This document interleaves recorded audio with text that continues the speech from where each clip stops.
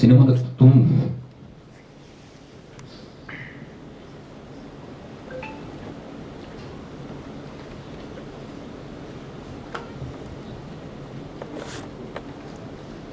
ನಮ್ಮ ತಾಯಣೆ public stent ಎಲ್ಲ ಇದು.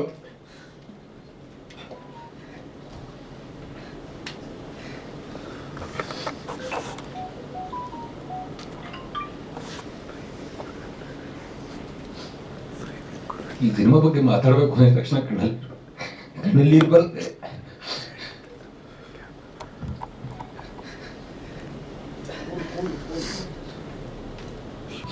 ಈ ಸಿನಿಮಾ ಯಾಕೆಂದ್ರೆ ಇಷ್ಟು ತುಂಬಾ ಇಂಪಾರ್ಟೆಂಟ್ ಆಗುತ್ತೆ ನನಗೆ. ಪ್ರತಿಯೊಬ್ಬರು ಬಿಗ್ ಬಾಸ್ ಅನ್ನೋ ವೇದಿಕೆಗೆ ಹೋದೆ, ಬಿಗ್ ಬಾಸ್ ಇಂದ ಗೆದ್ದು ಬಂದ್ಮೇಲೆ ಪ್ರತಿಯೊಬ್ಬರು ಕೇಳಿದ್ ನೀನ್ ರೈತನ, ನೀನ್ ವ್ಯವಸಾಯ, ನೀನಿಂತ ಒಳ್ಳೆ ಬಟ್ಟೆಗಳ ಹಾಕಂಗೆ ನೀನ್ ಯಾವ ಸಿನಿಮಾ ಇರ್ತಾಗ ಈ ಪ್ರಶ್ನೆಗಳು ಕೇಳ್ತಾ ಇದ್ದಾಗ ಇದು ತುಂಬಾ ಸ್ನೇಹಿತರು ಮಾತ್ರ ಅಲ್ಲ, ಕುಟುಂಬದವರಿಂದ ಬರಕ್ಕೆ ಶುರುವಾಗುತ್ತೆ. ಅವಾಗ ಏನ್ ಮಾಡ್ತಿದ್ಯಾ ಅಂತ ಪ್ರತಿಯೊಬ್ಬನು ಕೇಳ್ತಾನೆ. ನನ್ನ ಜೀವನದಲ್ಲಿ ನಮ್ಮ ತಾಯಾಣೆ ಬೆಳ್ತೀನಿ, ಯಾವತ್ತು ಸೋಲೋದು ಕೊಟ್ಟು ನನ್ನ ಮಗ ಅಲ್ಲ ನಾನು. ಅರ್ಧ 30 ರೂಪಾಯಿ ಚಿತ್ರಾನ್ನ ತಿನ್ನಕ್ಕೆ ಕಷ್ಟಪಡ್ತವ್ ಇಂಥದ್ದು ನಾನು. ನಾವು ಓದಿ ಬಂದಿದ್ದು ಗೌರ್ಮೆಂಟ್ ಕಾಲೇಜ್, ಗೌರ್ಮೆಂಟ್ ಸ್ಕೂಲ್ಗಳಲ್ಲಿ. BSc agriculture was and bloody government college and MSc was in, I was in masters gold medallist. MSc gold medal ಪಡ್ಕೊಂಡಿರುತ್ತ ವ್ಯಕ್ತಿ ನಾನು. ಒಬ್ಬ ಡೆಪ್ಯೂಟಿ ರೇಂಜರ್ ಆಗಿ ಸೆಲೆಕ್ಟ್ ಆಗಿದ್ದೆ, ಚಿಕ್ಕಮಂಗ್ಳೂರು ಡಿಸ್ಟ್ರಿಕ್ಟ್ ಇನ್ಚಾರ್ಜ್ ಆಗಿ ವರ್ಕ್ ಮಾಡ್ತಿದ್ದೆ. ಅಲ್ಲಿಂದ ಬಿಟ್ಟು ಅದ್ ಏನೋ ಒಂದು ಹುಚ್ಚು ಬೆಳ್ಕಂತು, ವೇದಿಕೆ ಬೇಕು, ವೇದಿಕೆ ಮೇಲೆ ಮಾತಾಡ್ಬೇಕು ಅಥವಾ ವೇದಿಕೆ ಸಿಗಬೇಕು, ಒಂದು ನಮ್ಮನ್ನ ನಾವು ಟೆಲಿಕಾಸ್ಟ್ ಮಾಡ್ಕೋಬೇಕು, ತೋರಿಸ್ಕೋಬೇಕು ಅನ್ನೋದು ಒಂದು ಆ ಹುಚ್ಚು ಬೆಳ್ಕಂತು ಬಾಸ್. ಅದ್ ಯಾಕೆ ಬೆಳ್ಕೊಂತು ಅಂತ ದೇವರೊಳಗೆ ಗೊತ್ತಿಲ್ಲ. ಬಹುಶಃ ಈ ಫೋಕ್ ಡ್ಯಾನ್ಸ್ಗಳಿಂದ ಬಂತು ಅನ್ಕೊಂತೀನಿ. ಡೊಳ್ಳು ಕುಣಿತಾನ ನಾವು ಬೀದಿಗಳಲ್ಲೂ ಡೊಳ್ಳು ಕುಣಿತಾನ ಪರ್ಫಾರ್ಮ್ ಮಾಡ್ತಾ ಇದ್ವಿ. ಅಲ್ಲಿಂದ ಯಾವುದೋ ಒಂದು ಯೂಟ್ಯೂಬ್ ಅಲ್ಲಿ ವೈರಲ್ ಆಯ್ತು, ಅದನ್ನ ನೋಡಿ ರಘು ದೀಕ್ಷಿತ್ ಮಯೂರ್ ಟೀಮಲ್ಲಿ ಬಂತು.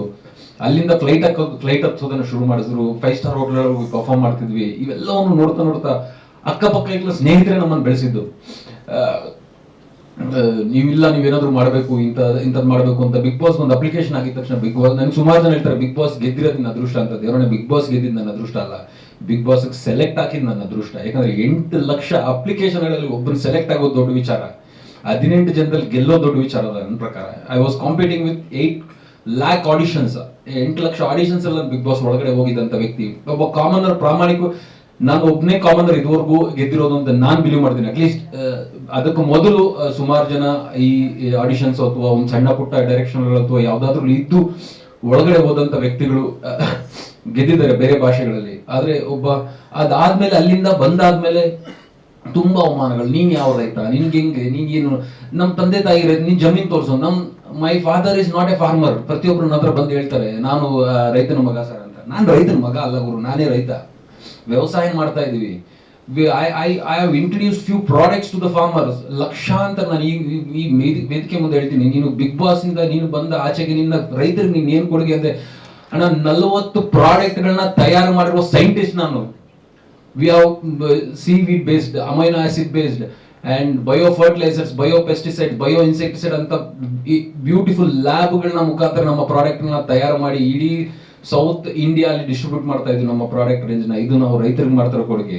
ಇದು ಆರ್ಗ್ಯಾನಿಕ್ ಪದಾರ್ಥಗಳ ಮುಖಾಂತರ ಮಾಡ್ತಾರೆ. ಇದು ಸಾಕಾಗಲ್ಲ ಜನರಿಗೆ. ಇನ್ನೇನೋ ಕೇಳ್ತಾರೆ, ಯಾಕೆ ನೀನು ಎಲ್ಲೂ ಟಿವಿಯಲ್ಲಿ ಎಲ್ಲೂ ಕಾಣಿಸ್ಕೊತಿಲ್ಲ, ಯಾಕೆ ನೀವೆಲ್ಲೂ ಸಿನಿಮಾಗಳಲ್ಲಿ ಕಾಣಿಸ್ಕೊತಿಲ್ಲ ಅಂತ ಕೇಳ್ತಾ ಇದ್ದಾಗ ನಮ್ಮ ಅದೃಷ್ಟನೋ ನಮ್ಮ ದುರದೃಷ್ಟನೋ ಏನೋ ಗೊತ್ತಿಲ್ಲ. ಸಿನಿಮಾ ಅನೌನ್ಸ್ ಮಾಡಿದ್ವಿ, ಲಾಕ್ಡೌನ್ ಬಂತು, ಅಲ್ಲಿ ನಿಂತ್ಕಂತು.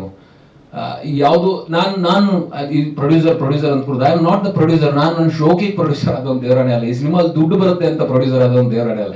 ನನ್ನ ಜಾಗದಲ್ಲಿ ಬೇರೆ ಯಾವುದೇ ಒಬ್ಬ ವ್ಯಕ್ತಿ ಇದ್ರೆ ಈ ಸಿನಿಮಾನ ಬಿಟ್ಬಿಟ್ರು ಇಲ್ಲಿಗೆ, ಈ ಸಿನಿಮಾ ಇಲ್ಲಿಗೆ ನಿಂತಿರೋ ಅಂತದ್ದು. ದೇವರಾಣಿಗೆ ಹೇಳ್ತೀನಿ, ಕಳೆದ 1 ತಿಂಗಳಿಂದ ನಾನು ಮಲಗ್ತಿಲ್ಲ ಅಣ್ಣ. ಪ್ರಜ್ಞೆ ತಪ್ಪ ಬೀಳ್ತಾ ಇದೀವಿ ಅಷ್ಟೇ. ರಾತ್ರಿ 3 ಗಂಟೆಗೆ ಪ್ರಜ್ಞೆ ತಪ್ಪ ಬೀಳೋದು ಮನುಷ್ಯ. 3 ರಿಂದ 8 ಗಂಟೆಗೆ ಹೆಂಗ್ ಮಲಗಕ್ ಸಾಧ್ಯ ಆಗುತ್ತಪ್ಪ ಮನುಷ್ಯ? ಇಲ್ಲಿಂದ ಹೋಗ್ತೀವಿ, ಇವ್ರ ಹತ್ರ ಕಿತ್ತಾಡ್ತೀವಿ, ಅವ್ರ ಇಲ್ಲಿರೋರು ಎಲ್ಲರ ಹತ್ರ ಜಗಳ ಆಡಿದ್ದೀನಿ ಸರ್ ನಾನು. ಇವ್ರ ಹತ್ರ ಕಿತ್ತಾಡಿದೀನಿ, ಪಾಪ ಇವ್ರ ಹತ್ರ ಕಿತ್ತಾಡಿದೀನಿ, ಅವ್ರ ಹತ್ರ ಎಲ್ಲರ ಹತ್ರ, ಪ್ರತಿಯೊಬ್ಬರ ಹತ್ರ, DI ಡಿಪಾರ್ಟ್ಮೆಂಟ್ ಹತ್ರ ಕಿತ್ತಾಡಿದೀವಿ, ಸೆನ್ಸಾರ್ ಪ್ರತಿಯೊಬ್ಬರ ಹತ್ರನೂ ಕಿತ್ತಾಡಿದೀವಿ. ನಮ್ಮ ಇದು ಒಳ್ಳೇದು ಕೆಟ್ಟದು ನನಗೂ ಗೊತ್ತಿಲ್ಲ. ನಾನು ಏನ್ ಮಾತಾಡ್ತೀನಿ, it is not coming from my brain, it is coming from the heart. ನಾವು ಮಾತಾಡ್ತಾ ಇದ್ವಿ, ಇದು ಹೆಂಗ್ ಹೋಗ್ತಿದೆ ಅನ್ನೋದು ನಂಗೆ ಅರ್ಥ ಆಗ್ತಿಲ್ಲ. ಇಷ್ಟು ತುಂಬಾ ಕಷ್ಟಪಟ್ಟು ಈ ಸಿನಿಮಾನ ಹೆಂಗ್ ತೆಗಿಬೇಕು ಅಂತ ಎಲ್ಲಾ ಹೋಪುಗಳು ಹೋದಾಗ ನಿಂತ್ಕೊಂಡಿದ್ದು ಒಂದು ಡಕ್ಸ್ ಎಂಟರ್ಟೈನ್ಮೆಂಟ್ಸ್ ಅನ್ನೋ ಒಂದು ಸಂಸ್ಥೆ. ಇವ್ರು ಬಂದು ನಾನು ನಿಂತ್ಕೊಂತೀನಿ, ನಾವು ಜೊತೆಗೆ ಬಂದು ನಿಂತ್ಕೊಂಡು ನಾವು ಮಾಡೋಣ ಅಂತ ಹೇಳಿದ್ರು without any expectation they coming. ಯಾವ ಪ್ರೊಡ್ಯೂಸರ್ ಹೆಸರು ಹಾಕಿ ಅಂತ ಹೇಳಿಲ್ಲ, ಏನೂ ಇಲ್ಲ, ನೀನ್ ತಗೊಂಡೋಗ್ರು, ನೀನ್ ಬಾ, ನೀನ್ ಮುಂದೆ ಹೋಗು, ನೀನ್ ಬಾ ಮಾಡ್ಕೊಂಡು ಹೋಗೋಣ, ಜೊತೆಗೆ ನಿಂತ್ಕೊಂತೀನಿ ನಿನ್ ಜೊತೆಗೆ ಅಂತ ನಿಂತ್ಕೊಂಡು ಹೋಗು.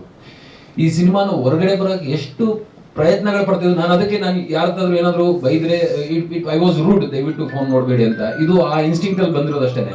ಯಾಕಂದ್ರೆ ಅಷ್ಟು ಪ್ರಾಮಾಣಿಕವಾದ ಕೆಲಸ ಪ್ರಯತ್ನ ನಾವು ಮಾಡ್ತಿರೋಂಥದ್ದು. ಮೆಹಬೂಬಾ ಅನ್ನೋದು ಒಂದು 200ರಲ್ಲಿ 1 ಸಿನಿಮಾ ದೇವರಾಣಿ ಹೋಗಲ್ಲ. ಅಂದ್ರೆ ಐ ಆಮ್ ನಾಟ್ ಸೇಯಿಂಗ್ ನಾವೇನು ತುಂಬಾ ದೊಡ್ಡ ಮಟ್ಟದ ಸಿನಿಮಾ ಮಾಡ್ತಾ ಇದೀವಿ ಅನ್ನೋದನ್ನ ಹೇಳ್ತಾ ಇಲ್ಲ. 200 ಒಂದು ಈಗ ವಾರದಲ್ಲಿ ಹೇಳ್ತಾ ಇದ್ರು 10 ಸಿನಿಮಾ ಬರ್ತಿದೆ, 12 ಸಿನಿಮಾ, ಅದ್ರಲ್ಲಿ ಒಂದಲ್ಲ, ಈ 200 ಸಿನಿಮಾಗಳಲ್ಲಿ ಒಂದು 15 ಸಿನಿಮಾ ಹೆಸರು ಮಾಡುತ್ತಲ್ಲ ಸರ್, ಆ 15ಕ್ಕೆ ಸೇರಿರುವಂತ ಸಿನಿಮಾ.